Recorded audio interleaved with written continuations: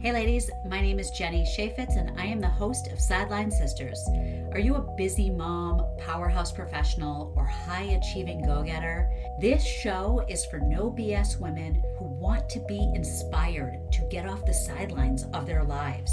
Ever feel like you're playing small or safe or just on autopilot? My guests are relatable women who've gone on a journey, overcome challenges, and lived to share the lessons that we want to hear.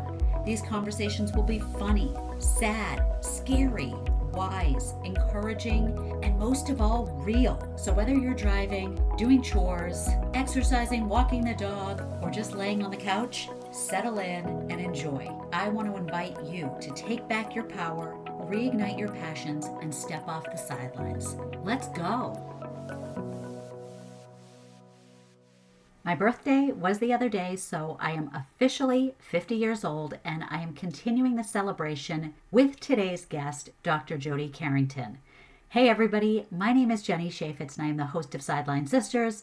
I am also a life and breathwork coach and committed ethical vegan, and also really focused on my emotional, physical, mental, and spiritual growth. And I am so glad you are here listening to this show. Whether it's your first time tuning in or you're a longtime listener, I am grateful for you and so happy to be able to provide these amazing interviews week after week. And today is no different. Actually, today is a little different because I had the privilege of sitting face to face across the Zoom screen with someone I massively admire and have been following for a while because she is just such a badass midlife boss babe, someone who cherishes her husband and kids and extended family and friends, and also is unstoppable in her work, in her commitment to providing smart, encouraging, and relatable content through her books, podcast, speaking engagements, and conversations like this. So before I get into Dr. Jody Carrington, I want to clue you in on developments in the world of gentle coaching.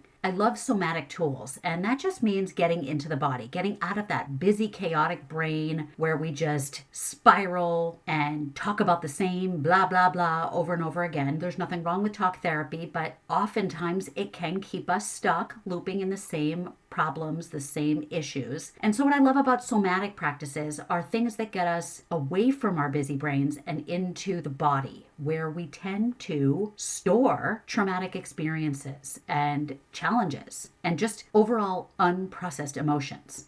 So an argument that you may have had years and years ago, if it was left to the side, no closure, you might still be experiencing the dis-ease, the discomfort of that experience because you never fully processed it and had closure. And so when we think of all the things in our lives that we didn't fully deal with, and it could be something minor, like an argument with someone, or it could be something really big, like divorce, whether it's your own or your parents'. It could be a death, a grandparent, a pet, some other close loved one. And the list goes on as far as big T and little t traumatic events. When we don't deal with them by doing something in the body, breath work, yoga, Reiki, tapping, walking in nature, and various other kinds of physical purging, those things just sit within us. They fester and they present as other issues. So if you feel like you have anxiety or constant stomach aches, gut issues, migraines, some of those things can be attributed to unprocessed emotions that are just stuck in the body. And very often, doing things like somatic practices can help us move the stuck energy up and out of our bodies so that we can make space for feeling better and welcoming in desired emotions like joy, gratitude, abundance, fun, playfulness, adventure, confidence. So I am taking everything that I've learned and done on myself and now moving it into spreading a message of compassion and self-love through veganism.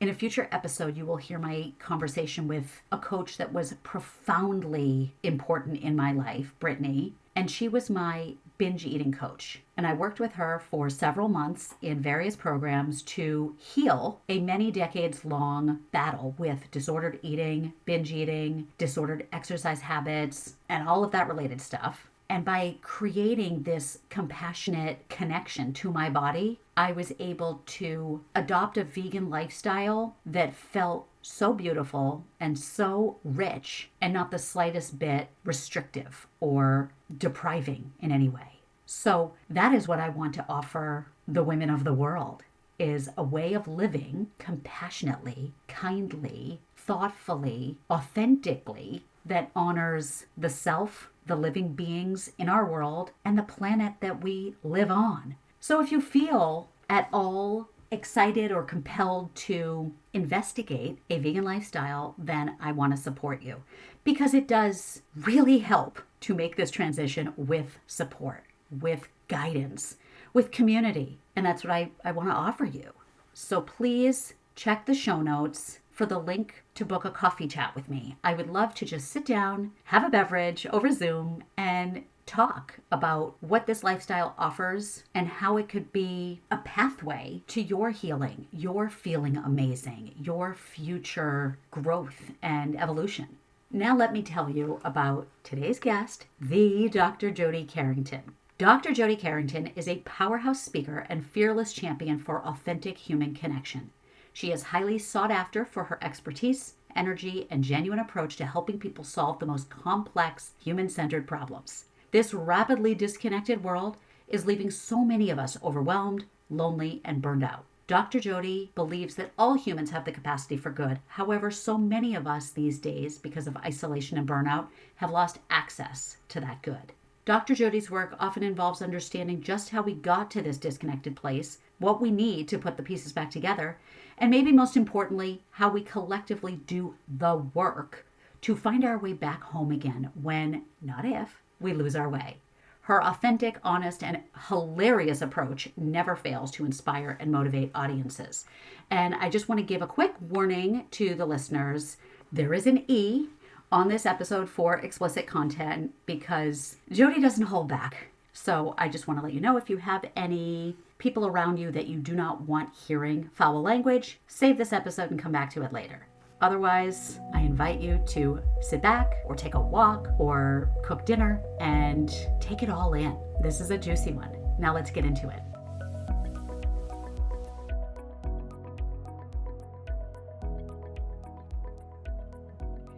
This is such a thrill. I'm trying to contain myself. Wow. To be face to face with the Dr. Queen Jody Carrington is so freaking cool. Jody, welcome to the show. Jenny, thank you for having me. I'm so excited to be here. And we're both 50, so look out, huh? No apologies. This is going to be a relentlessly amazing session. I'm so glad you're here. You're not going to want to stop this one. No, I'm not. This will be like a 10-parter. Great. Okay, so I don't know if it's midlife brain or just the way things go for everyone in life, but I find it interesting that there are these things in our lives that we cherish, whether it's people, experiences, movies, books, music, and we struggle to find the origin of where it was introduced to us. So, like you can't remember where you met your best friend, or you can't remember who told you about that great book that changed your life. And I feel like that about you. I don't remember exactly how I stumbled upon a particular podcast interview where I heard you speak, but I was like, oh my God, she's my soulmate. And then I went down the rabbit hole and tried to, this was a couple of years ago, because you were on the book tour for Feeling Seen. Yeah. And I wanted to go see you in New York. That was like the final, I don't know if there was a US stop that I could actually get to. And I was like, God damn it. It doesn't, I can't get there. It's midweek. Or, the me of that day made the excuse that I can't get there, life, 2 kids in high school, all the things. And I didn't. And I have just been crying myself to sleep since then because of it. Oh, well, that's awesome. The divine timing, right? We had to wait till now. Yeah. So as you alluded to, and people can see from my screen, I'm turning 50 as of this very moment. I'm not yet, but I'm keeping this backdrop here because you also are appreciating this milestone. And so I want to start there with you and see, as a psychologist, as a mom, as a breadwinner, as a hockey mom, as a woman on planet Earth, what what gifts? What have you learned about 50? What are you experiencing, and how's it going? Oh my God. Okay. So we'll just start with a small question. I like I like to this. ease in. Yeah, no, I like that. I like that. I like that. Take your time. Like, what's your name? Where are you from? Um, holy shit. It has been a complete and utter earth-shattering year for me in so many ways that I did not see coming. Okay, so I would say it's made me question everything. Mostly because this same year I lost my dad, who was 74, was like the heartbeat of, I mean, and I say that now in retrospect because usually people seem better when they die. Like he fucked up a lot in his Yeah. lifetime, but there was so much about having that um foundation ever present that really rocked me when he left. And he has been gone now 107 days. Who's counting? And Mm. he had dementia for the last couple of years, and so there's sort of a transition into not having him. But also turning 50, watching people come to his funeral, even in light of everything, like sort of my mom and him didn't stay together. There was many years where, I was upset with his choices and we didn't talk and all those things, but I still like lauded him. And there was, 450 people at his funeral, and he left this massive legacy for us. And I was just thinking, like, do we have to do it all as expected? So I was very clear, like, you have to be the best in school. I was the oldest, or raised the oldest in our family. And I later find out that I have a sister, but that's another story. So Mm. I felt like I had to be at the helm of everything, be super funny, have all my shit together, get the PhD, marry the right guy, be the mom who has all her shit together and be very successful. And I feel like I'm just fucking done. Like I'm exhausted with the expectations. And so then what does that mean? And 50 has been like this turning point for me to be like, okay, can you actually question some of those things, right? I don't like being a mom.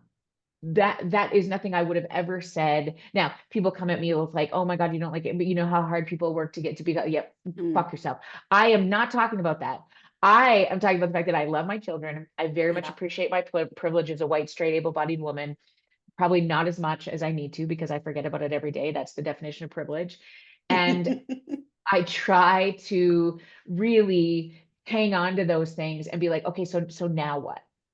Now that I've established all of these things, it really is a time. And maybe when I reflect on things like when people say it's a midlife crisis or I think it's a reckoning Mm. when we get into this place of our 50s, and there may be a hormonal component, there may be a shift for some of us that we just are ready to grow beyond maybe the marriages that we started in, or the roles that were expected of us. And if you get into a place where there is maybe some financial freedom, I think we're going to see a lot of women questioning the responsibility to hang on to emotionally dysregulated people who tend to be men. And listen, I mean, I've been married to my personal husband for 16 years. He's probably the best choice that I could have ever made in my life. He's a phenomenal dad. And still, I'm in this place of like, is this it? is Mm. this is this all there is? And so I love, and we're in this first generation of such transition. Nobody has written a script for this. Nobody has written a script for what it's like to parent, where you have absolute access to all of your children and they have access to you 24 hours a day. No Yeah. one's led in organizations or worked in organizations where people have 24-hour a day access to us. And Mm. nobody's tried to maintain friendships where we are absolutely overwhelmed by dopamine infusion that we don't fucking want to see anybody. So Yeah. how do we maintain this fact that as humans we're wired for connection when all of those three pillars of what define us as people have completely imploded? So I think it's a great time to ask all those questions. I think it's such a luxury to ask those questions, and I feel just so lucky to be alive to watch what's going to happen in the next, I don't know, 20 or 30 years of my life, to see, how my kids respond and, what I can do to shake shit up. Wow. I feel like you should be queen of the world. I right?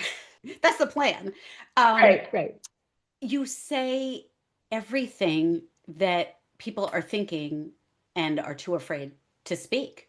Mhm. Oh, I mean, I don't know about that. I mean, I also think a little bit like Well, okay, fine. I'll I speak for myself then. yeah. I think it's pretty cool, like in a position of privilege, which I always try to remember because not every woman can talk like this. Not Sure. everybody has the safety to do those things. And it certainly bit me in the ass a lot. Like where's your boundaries? Your professionalism. If you claim to be a psychologist and a doctor, like how can you swear all the time? Can you please? Yep. So I think I do all of those things very much on purpose. And I understand that there will be a cost to those things. But people will say to me, "Can you not swear?" Well, fuck yes, it's a fucking choice for a reason because we're all too overwhelmed and exhausted. That if what I bring to the table, I think is not only life changing, but maybe life saving.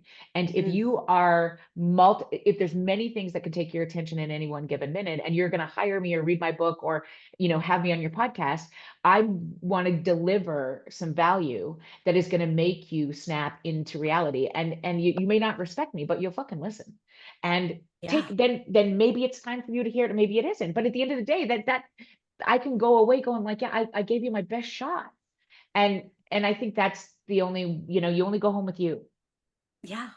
And for you in the moments that we've only just begun and you have normalized not 100% revering the dead parent or at Mhm, least acknowledging their humanness and their errors, uh, mhm, normalizing imperfect marriages. These are mhm. things that people just don't want to share, want to speak aloud. They're true whether they say them or not, but people are afraid to speak honestly.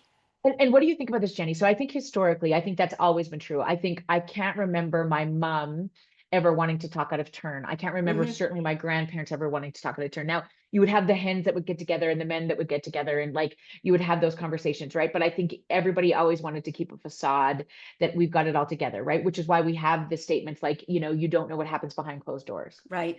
I think that has been put on overdrive or on steroids or whatever you want to use with the introduction of social media because like we are the first generation of parents. We're the first generation of women, working women. We're the first generation of developing friendships in the era of social media. Hmm. So we have never had this much access to comparison. And Right. so before, if you and I would get together, like let's say we lived up the road from each other and we're going to play cards on the weekend because we're friends and whatever, Yeah. we would have had 6 days where we didn't see each other. Yeah. And we would come together and we would sort of unload and like it would, a bit superficial and everything's fine and everything's good. Like I was a little bit worried because my husband said this or whatever. But we'd have a short period of time to sort of come together and kind of keep our facades and away we go. And then I would have 6 or 7 days to sort of Right. process that and make sense of that and all those kind of things, right? Now, instantly, I Yeah. know that you've spent time with other people. I know that you are, you're getting your nails done and your lashes done, and you claim to be authentic. And I also know that you're doing this, and I can see on your Snap map, and that your fucking kids are assholes because I saw you like. And so Yeah. when we get together, it's like I know too much, but I don't know anything. And so, what are we going to talk about? Are you really good? And everybody only puts up a highlight reel with the best of intentions. Like also I'm one of those people and people I love are doing that as well. And it's like we don't have almost enough time to defend ourselves if we place anything out there other than we've got it together. Mm. And then there are those people who will put out the life sucks or why me, those kinds of cryptic comments that are they attention draws? Are they Are seeking they ill? support? Yeah. Yes. Like do we really, right? Because we always then say on this mental health diatribe, like reach out, Hmm. like, ask us, put yourself out there, right? And so then you get chastised if you do that. So Yep. when you Yep. are authentic, you are, I mean, it's like this, that beautiful, well, I'm gonna forget the actress's name now, where she just talks about, I think in the Barbie movie, the diatribe where she's a little bit like, you Oh, know, America Ferrera. thank you. Yeah, Be yeah, yeah. perfect, but don't be too perfect because you're gonna Yep. like really scare people. Make a lot of money, but don't tell anybody you make a lot of money. And Right. if you don't make a lot of money, you should really go back to school and try harder to make money, and also be home with your kids and don't spend too much time with your kids because you need to give them independent. Like it's like that's the piece where we've never had this much access to. And I think about this as a mom. When I had our first son, he's going to be 15 this week. I think about the number of opinions I had access to, right? In my lifetime, right? So the number one opinion that really would throw me off my game was my mother-in-law. Okay. And she breastfed Hmm. six, three kids while Yep. she was making meals and picking apples. And, and I'd be like, oh my God, Lori, like, I don't know what to do. Like, he's not sleeping. And I think he got autism and I think he's got hydrocephalus. And, and she'd be like, just put a little booze in his bottle, he'll be fine. And so I remember thinking at the time, like, okay, I think things have changed. Now, even when I had the twins 3 years later, I would be breastfeeding in the middle of the night. And guess how many opinions I had access to? Right. A bajillion. 48 million. Hmm. And those people, those opinions, they got all their stories in the best of intentions, would say things like, oh, you didn't have a dolphin assisted pool birth. Mm-hmm. That's the problem, like, or you're doing the Yeah. red dye, or you're not, you don't, Yeah. you're not pureeing peas and putting them in a fucking Right. tray of ice cubes. Like, oh my God, like I remember having the twins, pumping and then putting them to sleep and then pumping again and then trying again to get as much milk as I could because I didn't have any milk. And I was like, okay, I'm not going to lose weight if I don't pump, because that's where people lose weight. They breastfeed, right? And also, like, I don't want to have like brain disorders if they don't, right? Because only good I remember even people saying to me like, fuck off, like just feed them formula. And I was like, no, because the world's so like there's so much input that gets unfiltered and unadulterated, I think, in very dysregulated humans, that we just have to have those conversations a little bit more, because that's the question, right? Then now what? Like, what do we do about that? Are we going to burn it all down? Oh my God. It is funny to think about the formula thing because I could not breastfeed. It did not work for me. Just didn't produce. And not for lack of trying. And that which is a painful effort for anyone who has been there. Uh, Yeah. well, my son turned 20 today, and so he lived, by the way. Yeah. Um, Woo! but I remember being at a baby group and someone there didn't know that I was not breastfeeding. There was the assumption that everyone is doing it because who wouldn't? What monster mom would not breastfeed? And she called it the dark side. Going to the dark side was giving formula. And so like, oh God, like is someone gonna like go to the dark side? Like you're gonna stop nursing? You better brace yourself because here come the disorders, here come the illnesses, and your life is fucked. Like, Yeah. well, Yeah. I'm relieved to say my son made it to 20 off formula. Addie's amazing. Addie's amazing. Yeah, I know. I think it's like, and again, the best of intentions, right? So like, what is living in that mom's head? Who has given that mom the expectations? Yeah, What is it like when she goes home at night? Like, and I think oftentimes that's the fair. issue, right? Is that like there is all of that assumption that starts happening because we're trying to defend ourselves or look good in a series of people where like, we're like, oh, she's seeing that. What is she? And in our own head, it's also happening, right? So it's like, I think it's like that piece really comes back to, for me, that when we get out of our heads, out of our bodies, we lose access to the best parts of ourselves. And it's okay to give ourselves grace because we're going to do that in this very overwhelming world. But I think the best among us will have the capacity to go, okay, so what? Where are we? Come on back. And then you go to the then what, which is then we give it away, right? We got to go in, go out, and then we put that on relentless repeat. Like that's our only way home right now.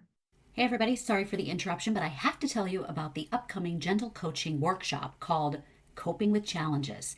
Yeah, we all have coping strategies, but maybe yours are not the most healthy or supportive for your nervous system. If your go to coping mechanism is food, drink, shopping, gambling, scrolling, binging Netflix, perhaps denial and dismissal, then I want to invite you into this free workshop where we will explore other techniques that will be a little more conducive to overall well being, feeling content, serenity, and even better sleep. The workshop is Thursday, August 14th, 3 p.m. Eastern. The link is in the show notes to register. I really hope to see you there. So, I want you to say more about that when it comes to fielding challenges or conflicting opinions. How do you go in, go out? How do you manage all of the swirling shit tornado that we're in? Okay. So the basis to all of this for me is understanding just like a 101 on neurochemistry, right? What is happening in our neurophysiology? And I think this is sort of the only way that we're going to understand our roles is understanding that the body keeps the score. So you can do all the behavioral management, you can eat all the kale and do all the fucking yoga. It's a waste of time if your neurophysiology is emotionally dysregulated. If it is ready to fight or flight, if it's ready to throat punch or get the fuck out, Mhm. which is really what the world is doing to many of our nervous systems right now, because we're Yeah. not designed to take in this much noise. So we spend a vast majority of our days, not because we want to, but we spend a vast majority of our days very hyper aroused. Okay. Yeah. Before we even pee, we're checking our phones. Yeah. Before everybody has access to us, we strap on a watch, a ring, and our phone is in our pocket, which means that everybody you love has instant access to you. Everybody you love will take precedence over your work if something happens while you are at work to any of those people that have access to your body while you are at work. You also then leave work, and all of those people at work you bring home to you because they also have access to your ring, to your watch, and to your phone. Okay. So you are carrying a lot of bitches. And if you are a sports parent, you are particularly fucked because if you have an app, I don't know if you have an app like this in the state, but we have this app called Team Snap. I've heard you talk about it. So the Team Snap bitches now have absolute access to you. Okay. And so what happens is our neurophysiology is then often going, okay, be ready because I don't know if my kid's going to screw up a practice today. I don't know if Yeah. it's going to be the band mom saying that my kid called her kid a name. Yeah. I don't know if I'm going to get that email from work saying like, what the fuck did you say at this meeting? Because now here's a complaint against you. I don't know if it's my personal husband going, what is this charge on the credit card bill? Are you fucking kidding me right now? And like, so, or I don't know, like, and we never really sort of go to this place of like, we also get the good news, right? Because it seems as though the instant access to us is only required is much more required when there's a problem. So if my Yeah. mom is having a bad day or my dad is struggling or like any of those things, that seems to be front of mind. That's when people will get me first, not like, hey, I picked some raspberries in the garden today. I'm going to get all of the other stuff, right? So my body keeps the score and it knows that if my watch buzzes or my ring vibrates or my phone is going, the instant, like even out of my thought is, uh-oh, right? An email notification. As we sit here today, I have to shut them off because if they start coming through or this starts buzzing, you're going to lose a piece of me Yes. because we're not that good. Mm. What's attached to here, although I love this opportunity and you love this opportunity with me, I'm not that good if your babies are calling, Mm. right? Right. Right. So, so the idea is because now we have so much access to everybody all the time, you lose the best parts of me in human interaction, even if we don't want to. On purpose, we're going to have to get very smart in this next generation of clearing space for each other if we want to develop deep relationships, which we may not. We may just be like, you know what, fuck it, we're going to stay superficial. And I'm interested to see, like, the whole first chapter of the next book is about the sanctity of marriage and how that's a fucking lie. Because how do you to deeply care for somebody and root in a relationship takes such fundamental effort. And we used to not have many options. So it was worth it to go deep with somebody who you were going to have to fight cancer with and potentially bury a child with and, stay alive in the winter with. Now, I made a good choice early on in my career, in my life of having children with my partner, of choosing this group of friends. But here I am. I got a couple of options here that seem to be a bit nicer than the one I picked because you're not really growing alongside of me. And these friends seem really not to get what it's like to be a working mom. So you know what I'm going to do? I'm just going to choose. Yeah. Now, the cost of that is when you need somebody who deeply gets your soul, what Mm. happens? Right? When you walk into your dad's Yeah. funeral and nobody's Yeah. there, Yeah. what happens? So Yeah. this is the question for me, and I can't even, I'm not even answering your question. So what do you do? Fuck. Is it Yeah. really comes back. What do you do? So knowing all those things, I understand that the body keeps the score. Okay. So this is based on Bessel van der Kolk's Yeah. trauma work, lovely Yeah. stuff. I understand that I am a good mom and a good partner and a good person when I'm regulated. I know that I can do great things when my shoulders are down and my breath is slow and my tongue is off the roof of my mouth. Okay. Yeah. So when I start to spin, I know that this is nobody else's fault, nobody else's problem but mine, because I'm not that good if I expect somebody else is going to solve this for me. So I need to go, so what? Where am I? Which means I'm going to take a breath. Mhm. And this is, I mean, historically, multiple hundreds of thousands of years of Eastern philosophical practice would lead us to know this is true. Okay. This isn't just something we're making up, right? This is based Sure. historically, okay? Not only in science, but certainly in spiritual practice. So what happens is when you drop your shoulders, drop your tongue, and wiggle your toes, you start to indicate to your body that in this moment, it is safe. And in this moment, it has access to everything you've ever known to be true, everything your ancestors have developed or have left you in your cells. You have access to those things. And so when I'm there, then I start to make decisions. Then I start to wonder about, is this a good choice? Is it, and I still may make it anyway. But the idea is that that gives me the most fuel to be able to be the most present to the people that I love the most, to curate the relationships the way I want to relate them, to answer the questions, the hard questions. Is this relationship enough for me? Is this direction in the business what I need to do, or am I doing it for likes? Is this the time, whatever. That's where that, and then the second thing is always, then you go out. What's next is then you give it away, because we're neurobiologically wired for connection. We were never meant to do any of this alone. And so once I regulate my own self, which is so critical, so that I can be the best to everybody in my orbit, then I give it away. And by giving it away, I mean never underestimating my power to give support, advice, friendship, connection, a wave at the neighbor, a compliment to the babe down the street, looking my son in the eyes and saying, you know what? You know what? I'm so proud of you, kid. Doing those things is what curates the healthiness of a person these days. So it's, for me, go in, go out, and on relentless repeat. And people say, is it really that easy? Yes. Mm, let's all sit with that for a minute. And I've heard you say the shoulders down, tongue off the roof. I mean, I've heard take your tongue off the roof in a million different meditations, but I never heard anyone explain that that is a fight or flight response. I've Mhm. never heard that. I've Yeah, never heard lock the that jaw. connection. So I have been, even just today, paying attention, and I did something else you said, and I drove with no podcast on, no music on. And I was like, I'm just going to be here with me for the next 10 minutes. It's so funny. So one of my good friends is a first generation Vietnamese immigrant, and has single-handedly created, alongside her sister, one of the largest jewelry brands in Canada. They're now expanding in the US. This woman is one of the most successful humans on the planet. So she did a launch of a little part of her company in Toronto this week. And so I wanted to be there to support it. And we had so many conversations about, like, okay, how do we manage this? The magnitude of being moms, of spouses, of, the next business deal that we can just curate. Like, what is that about? And I said to her, like, how often do you like meditate? How often do you sort of slow things down? She's like, fuck that. And I'm like, right.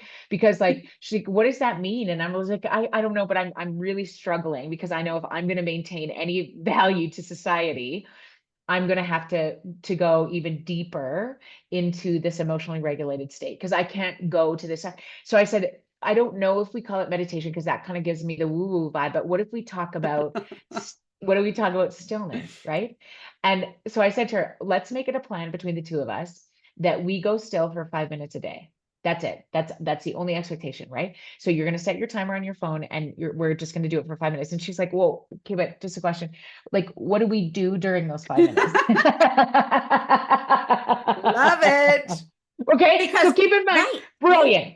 brilliant woman, Uh-huh. right? Beyond rich. She's so smart. She's so everything, rich in her family, in Yeah, her life, yeah. and she's Can't like, wrap her brain around stillness. I don't know what to do with that. And I was like, it's so funny. So we were texting last night, and I said, okay, so I put my timer on for 5 minutes, and I sat on the floor and I just stayed there. And she's like, but what did you do? And I said, well, I focused on my breath. And then when I got away from it, then I just started, making a list of all the things I should do. And then I just sort of went back and, like, went on my breath again. She's like, okay, cool. I think I'm just going to put on my weighted vest and walk for 30 minutes. I was like, well, I don't know that that's same, like, but you can. But it's just so interesting, right? Like in this very busy space, I was so amazed what happened to my brain, my sleep, my capacity, even if we do this for 5 minutes, you Mm. do not need to become a yogi, nidra, eaten kale expert. Okay. You just really, what is going to be so critical in this noisy world is if you want to get better at going in, you just have to do it on purpose. Right. Especially when you don't need it the most. Right. So it's like your 5 minutes, you put a timer on your phone or on your watch or your whatever. Right. Because you'll cut it short. Yeah. You'll sit there and be like, oh my God. And then my goal will be to go to 10, go to 15. And then that'll be too much time because I have too much to do. But 15 is my max. It's funny that you say that because and I am a little in the woo. I do talk about Good. meditation and all that stuff. Yes. And the episode that came right before this one, the other happy 50th birthday, is with Victoria Moran, who is 75, lifelong yogi, vegan, spiritual genius. So it's hilarious to have this I love it. juxtaposition. But Yeah. I'll often in my content, in my coaching, try to get people to not sit still for 5 minutes or not sit in complete solitude for 5 minutes, but watch TV for 15, 20 minutes. If you find a comedy show, it's like 22 minutes. You want to watch Brooklyn Nine-Nine, like that's a quick bit of time. But to do that, Jody, without doing anything else, watch the show without folding laundry, without going through your kids' camp checklist, without doing anything, without paying bills, without anything, just Playing actually, Block Blast. yeah, just to watch a show. And that part is mind blowing. I mean, I will often yell at my daughter. We watch a lot of TV together. We do. It's a bonding thing for us. But I yell at her for double screening. Yes. Put TikTok down if we're watching a show that you chose to watch. I'm not making you watch a nature documentary. We're watching something you picked, and yet you're missing half of it. I'll sit. Is that what it's called? Double screening? I mean, that's what we call it in our house. Okay. Yeah. John Haidt talks a lot about this, or Haidt, his last name. So The Anxious Generation. Yeah. Yep. Probably the best book of last season. And really, I think that, to his point, it's so true that you can't develop the social skills of even just like watching shows with mom, having diatribe back and forth about watch this. And I'm as guilty, my daughter and I are into the summer I turned 40. Yeah. And she's like, okay, mom, watch this part. And I remember I was trying to get an email sent, or I was just trying to check one more thing on Instagram she's like, stop, I'm pausing it until you're ready. Wow. I was like, yeah, you are.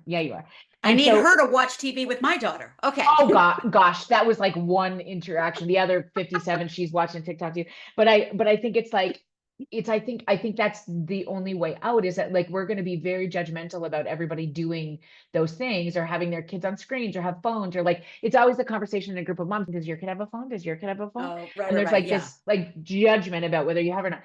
And John, would say certainly the longer you can delay that, the better, which is so true. Yeah.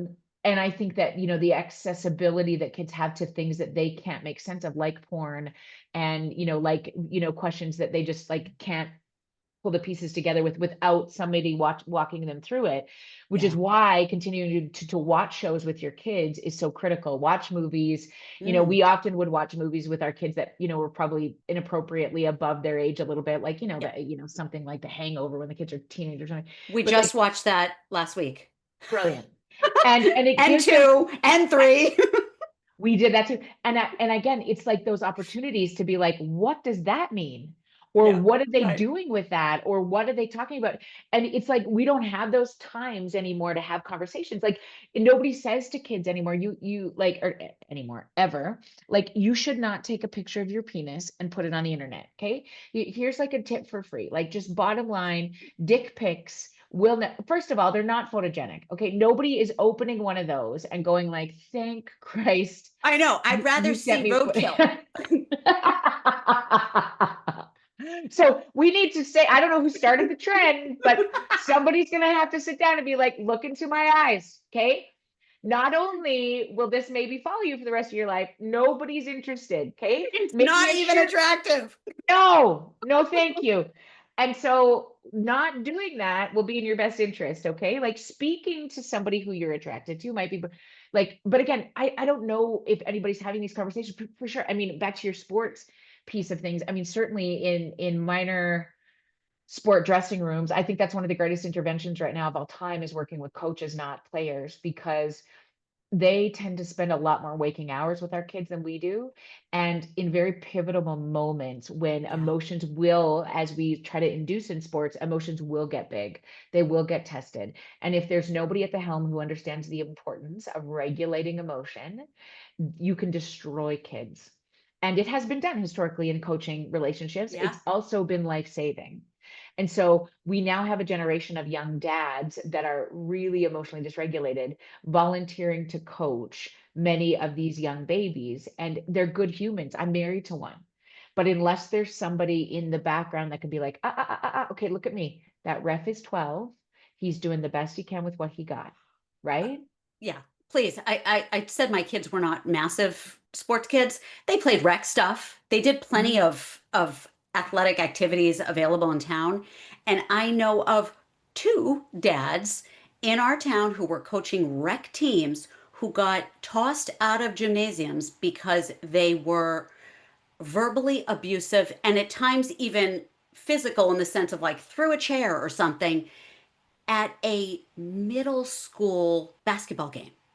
I mean, two dads that were told it's like Vince Vaughn in Old School. You know, he gets kicked out of the game, and it's like, honey, here's the clipboard. You take over. Because that was another inappropriate movie we decided to watch as a family. Yeah. That happens. So it's like, oh my God, you gotta remember the players are 11, the refs are volunteer high school kids. I mean, for crying out loud, get your shit together.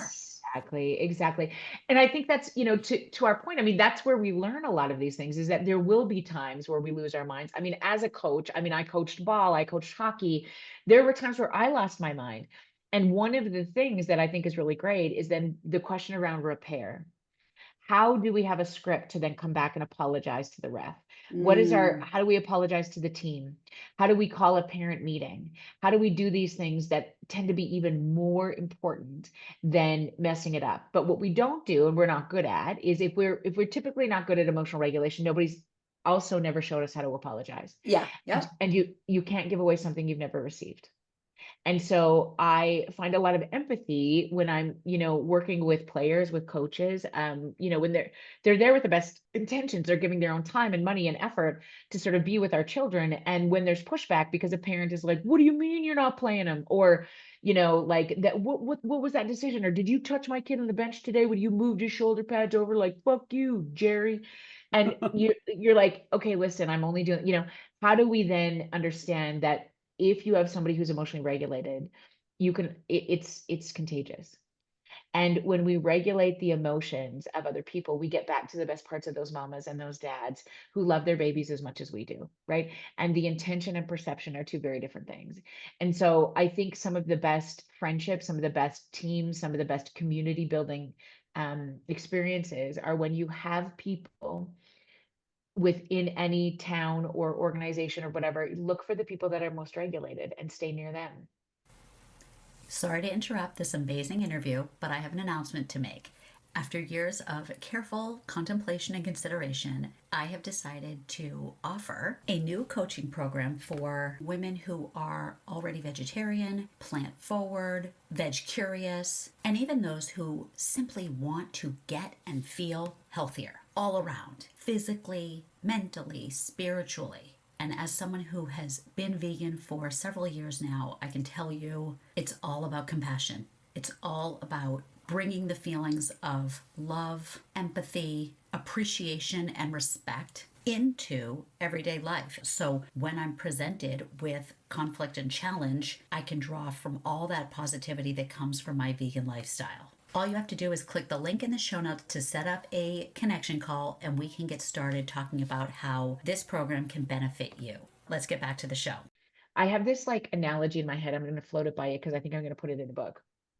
that when we are younger, we just sort of, if you were to line up all the friends you have in your life right now, okay, so just do it in your mind, and you just sort of see them all standing in a line. When I was younger in my 20s, you know, I can see them all sort of standing there. And as I've gotten into my 30s and my 40s and now my 50s, that line has decreased significantly. But if I looked at even the group of women and men that I spend time with now, what I'm looking for to do as I get older and smarter about this process in this very time limited world is to start to choose the ones that are most regulated.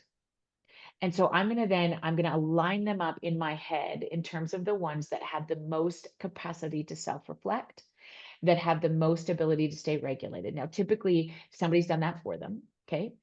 And my point in this is not to just cut out people who have had difficult experiences or who can't like step up to the plate. It is, if I'm going to choose to spend time with people in the concept of friendship, I want to be clear that I have something to add, some value to add to them, and also vice versa, so that I can continue to do the work that is required of me in community, which is be kind, coach, build my relationships with my kids and my husband and my family. So where are we getting fuel? Typically right now, we're not getting a lot of fuel from our work. We're not getting a lot of fuel from our house. We go to work, we're burnt out. We come home, we're lonely. The third round is that group of friendships that are going to become so important to curate well, that they're just not more, right? Which is what we're very much taught in our 20s, even our 30s. Just how many friends do you have? How many are you posting on Instagram? What does this look like? To who are the three who are walking you home? Who is the one that is walking you home? Right. And I really like the idea of sort of getting in your head. Can you identify who's most regulated? Can you identify who, if you have a falling out or you don't call back or you don't speak to right away, can say like, hey, babe, we're good. You okay, Jen? Just checking on you, versus like, you know what, you were on your phone the entire time we were together and I'm not interested in this because what do you, no. Okay, great.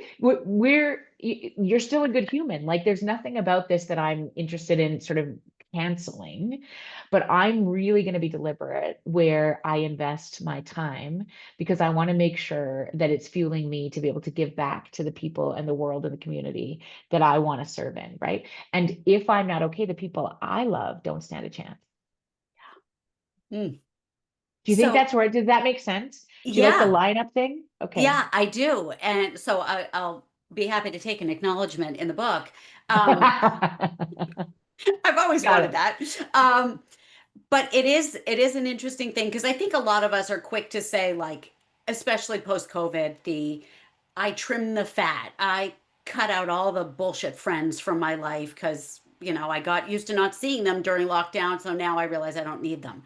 But I think you presented it in a much more eloquent and heartfelt way. Like that it's not Hmm. just about cutting out shitty friends or even labeling them as shitty friends. Hmm. It's recognizing, are they doing for my nervous system what I need? Are they offering me what I need on a soul level? Right. And I think then it's like, and I think there's also seasons to this. So what kind of allows me to kind of give some grace in that process is that I've had a number of friendships that have come around, that, we've went years, even decades, and then have come Yes. back around, when I was in university and not a parent yet. And then we're both parents. And now one's independent Yes. because their kids are gone and I'm still, putting babies to bed at night. Right. So maybe in our grandparent era, we come back Yep. together again. Right. And so it's like, it's not even sort of deliberately, unless, I mean, in those few instances where there's been a hurt or a fallout or a, Yeah. direct whatever. But most of the time for me, it's about like thinking about not what their faults are, but what is required for me to be the best friend to them, the best human to the people that I love the most. And so where we will, I think, in the future, get the most fuel is from carefully curated friendships, which will then allow us to continue to stay connected at work, which will allow us to be less lonely at home. And then, we sort of continue in that cycle. And so I often talk about this. So as I've built my company, I've got lucky to sort of end up with one of the finest humans I've ever met. Marty started as we met in a hockey rink. We were doing the time clock for our kids at 8 o'clock in Mm, the morning. They both played on the same hockey team. And like nice. Yeah, we showed up at 8. I didn't have a bra on. I didn't know where my fucking kid was. I didn't know like, how do you run a score clock? And Marty came like with the things like outlined, and she had 2 coffees, and she like knew what to do. And she's 9 years younger than me, and not the most ideal She's very quiet and kind and gentle in her way. And I'm just like a fucking house on fire. And we fell in love. And I said to her, do you want a job? Because I'm running a practice. I don't even know, what's happening. And she's like, yeah. So 2 half days a week, she came and started doing files with her little guy who's the same age as our twins, and he'd play in the whatever. She now is the CEO of my company. She's the production manager on every talk that I do, and I do at least 100 a year. And she runs my whole life, and we travel together all the time. She is my regulating other. And so Wow. and I would argue I'm that for her in many ways. And so developing, our work relationship, our friendship, what does that look like outside of the work that we do? I just feel like it is so interesting to know what it means. And I have 2 best friends from high school. And one, we still stay in touch. One in particular feels like home every time I see her. When I saw them at my dad's funeral, nothing else mattered, because they'd known me longer than anybody, other than Yeah. my sibling. And I have the privilege now of having the most remarkable relationship with my brother. He is probably my favorite human on the planet, mostly because he's known me the longest. Yeah. So it's like being very interesting to sort of how you curate those spaces. I think that is what's going to allow us to be good in our marriages, in our family systems, whatever that looks like, and how much we have left to give at work. Burnout isn't a Mm, function of the work you do. It's a function of your capacity or lack thereof to refuel. I love that. I heard you say that and I was like, ah, that makes so much sense. Mhm, Um, mhm, but I'm going to go back a second. Use the word canceled, which is so mhm, prevalent nowadays. Just it's mhm, vernacular. It's everywhere. But I'm curious how the idea of cancel culture, does that connect at all with your message, which I've heard you say about a broken give a shit? So, can you explain if we no longer give a shit about anything? And I heard you say in an episode, like, "Oh, work sucks. The boss is an asshole. So you're gonna leave early. I'm gonna leave early because I don't give a shit. I don't give a shit. I don't give a shit." Is that in any way because or connected to this whole cancel culture? Like, I don't give a shit, so you're canceled. I'm done. mhm, No more mhm. of you. Yeah, for sure. I think there's 2 things at play there. We talked a little bit about the term pre-annoyance, where like we are Yeah. all living in this hyper aroused state, right? So like if you're sleeping less, okay, we've never been this sleep deprived in the history of the free world than we are this moment. So we know what happens when we're tired, right? So my shoulders are up anyway, and I'm feeling very unseen and acknowledged. Then I lose my capacity for kindness and empathy and connection. So very quickly, I'm going to be like, "You're leaving? Me too." Right? The access to the best parts of me is significantly compromised. Okay.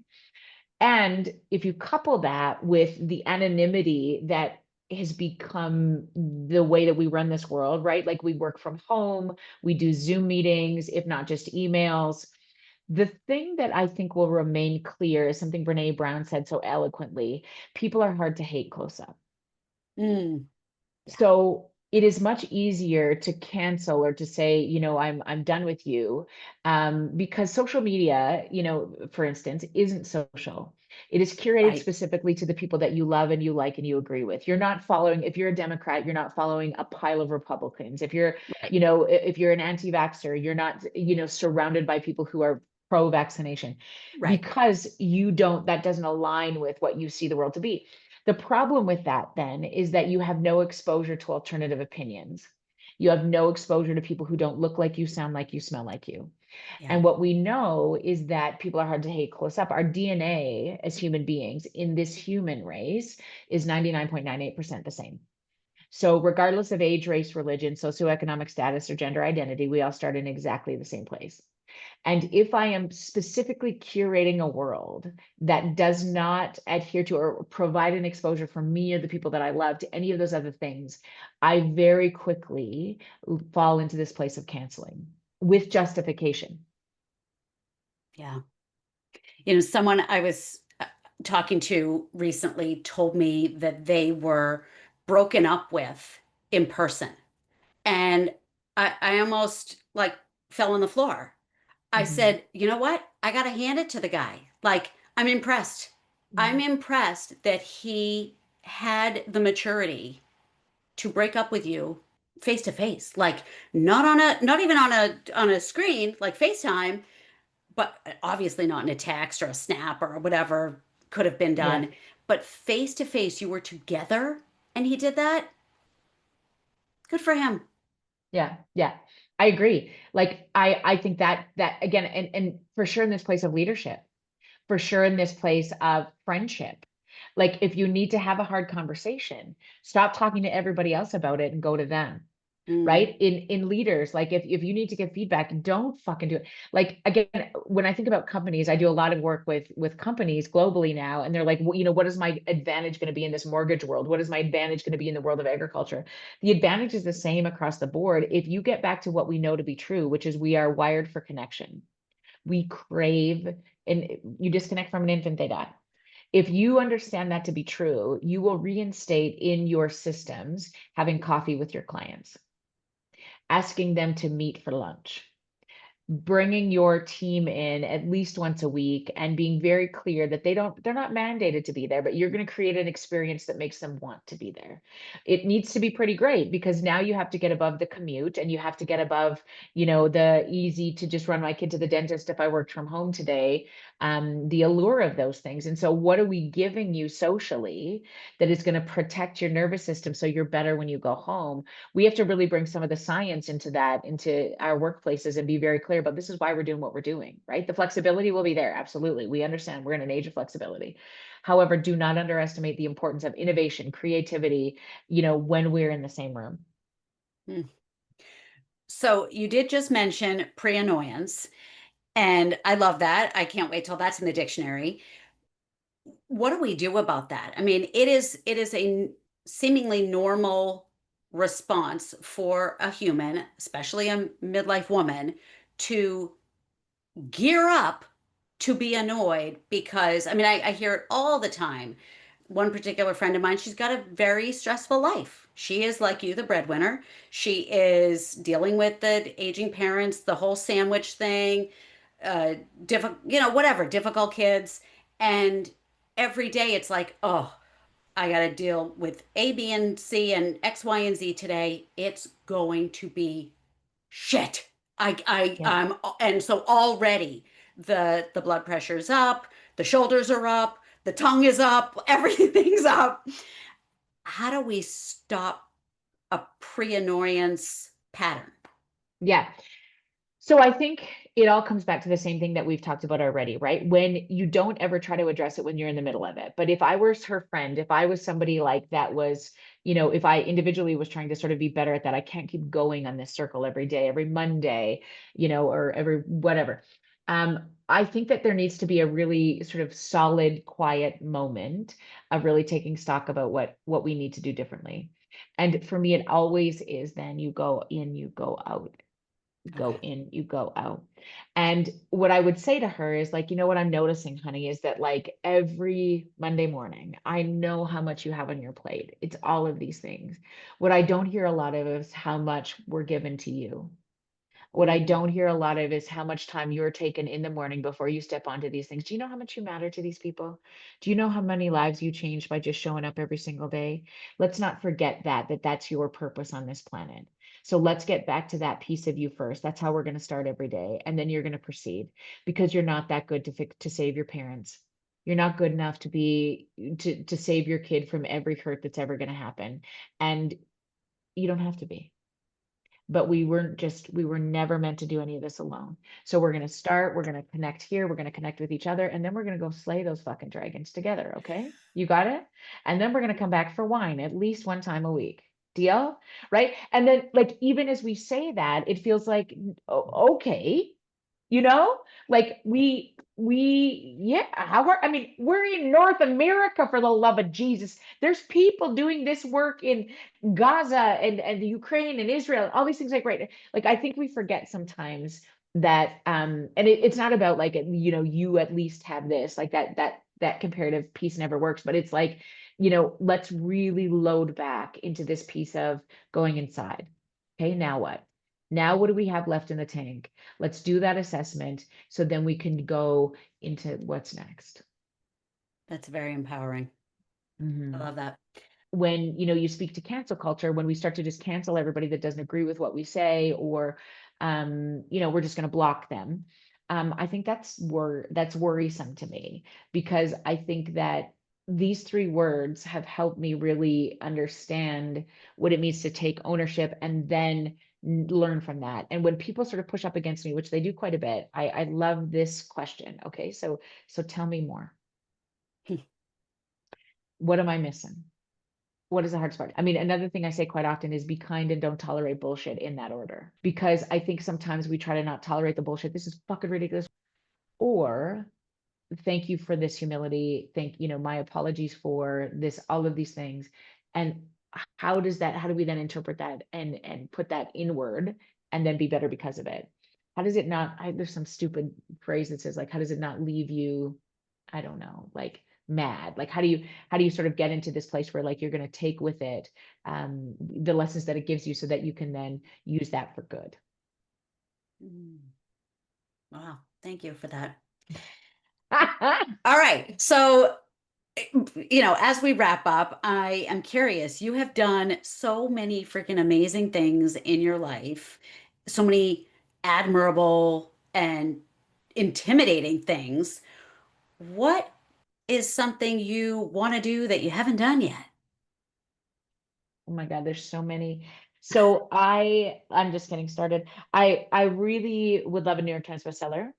I would really love to be considered a safe place to land for hard conversations on our platforms, but certainly as somebody who is consulted on when we're talking about policy change and development, when we're talking about what needs to happen on a global scale for the world. I've spoke at the United Nations before, and I would love many more opportunities to sort of have some real impact on what trauma and mental health looks like, and how it shows up in the systems that happen at work and home and in friendships in this moment. So I would love all of those things to come to fruition. If they don't, this current space of, you know, writing and speaking and you know, doing it all when I have 3 great kids and a very cool husband is, I feel like I made it. So I've already arrived. The rest is just gravy. Yeah. Yeah. Well, you need that crown. Still waiting for that. So, oh God, I don't know about that, but yes, oh yes, God, it's messy for sure. it's awesome. All right. So, I'm sad to say goodbye, but you do have so many things in your life that need your attention beyond just talking to me. So, Oh, it was such an honor. Thank you for having me. thank you. So it'll all be in the show notes, but just for shits and giggles, tell everybody where to find you and what to get. Yeah, drjodycarrington.com. I would love your community to be a part of ours. And so we're often on the social, we have the TikTok now. I spend a lot of time on Instagram and Facebook. So just come check us out. Yes, I would love to hang out with you. And of course, the pod. Yes, I do have my very own podcast called Unlonely, and we're going into season 3. And Feeling Seen is the latest book. Kids These Days is the first one. And then the next one I hope is going to come out in late 26, maybe 27. Yes, I'll be eager to see that one and see. And then we'll see do my a US name. book tour. Yes, we'll do a US book tour so you can come to that one. And your name Right. will be there. Yes. Yes, of course. Yeah. All right. Well, as we do on this show, in conclusion, I want to invite you to raise a glass. Do you have a glass handy? Have a bubbly. I got burned once with someone who didn't have a glass. I always mean to give prep.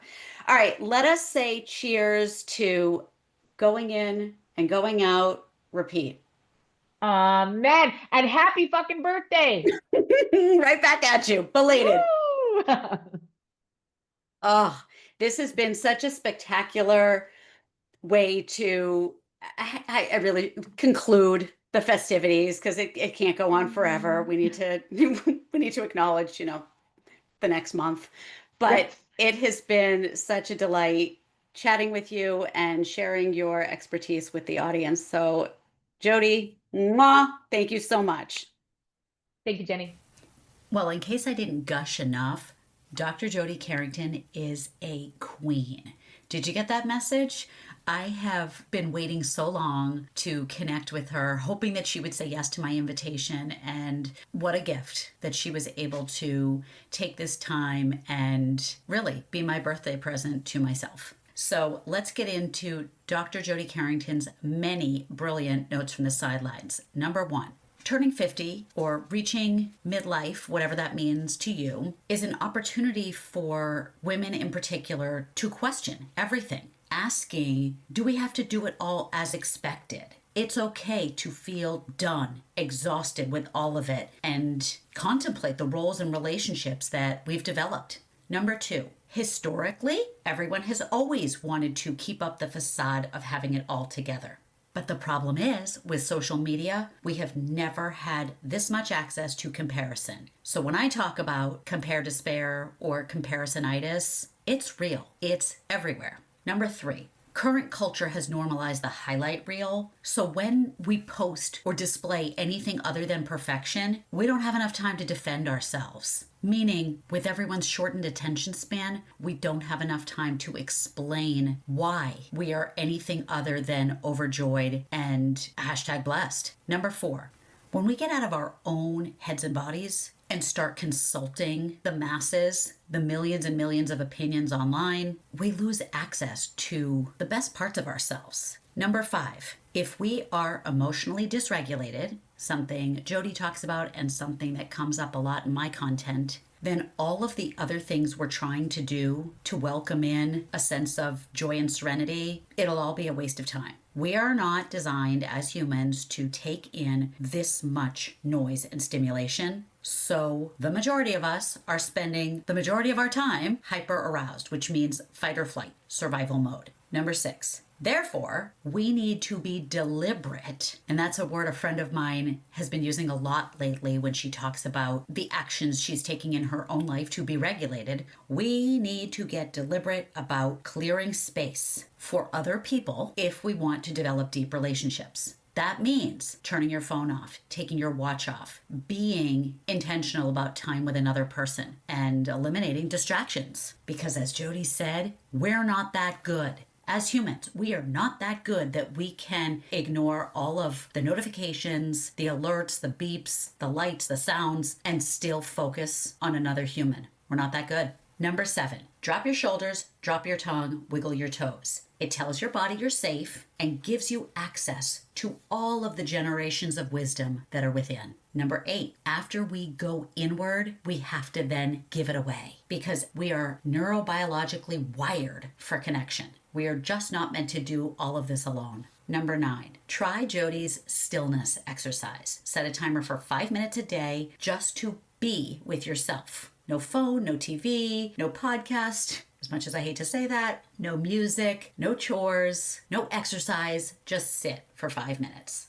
on purpose. Because if you want to get better at going in and then going out in hard situations, we need to practice in easy ones. Number 10, chances are if we are not good at emotional regulation, then we're also probably not good at apologizing, but we can get better at both of those. Number 11, burnout isn't a function of the work you do. It's a reflection of your capacity or lack thereof to refuel. And that is why at Gentle Coaching, I focus on somatic work because I truly believe that breath work, meditation, visualization, and all the other things that I talk about help us refuel and help us with emotional regulation. Number 12, let's be real. Social media isn't social. What you see in your feeds is curated by the algorithm and aligns with your current values. So you're only seeing a part of the global community, and therefore you're not exposed to opinions unlike your own. Number 13, Jody talked about pre-annoyance, which is funny, but also frightening because it means that we get ourselves worked up before something even takes place. And if you're a parent with kids going back to school, especially kids getting ready to leave for college, with all the purchasing and packing and heightened emotions, you're probably familiar with pre-annoyance. But you cannot address the stress when you're in the middle of it because we're just not that good. So this is an opportunity to go in and go out and repeat. And finally, number 14, be kind and don't tolerate BS. In that order. Wow. Dr. Jody Carrington, you are phenomenal, and I am eternally grateful. I hope you guys loved this episode, and I pray that you will share it with everyone.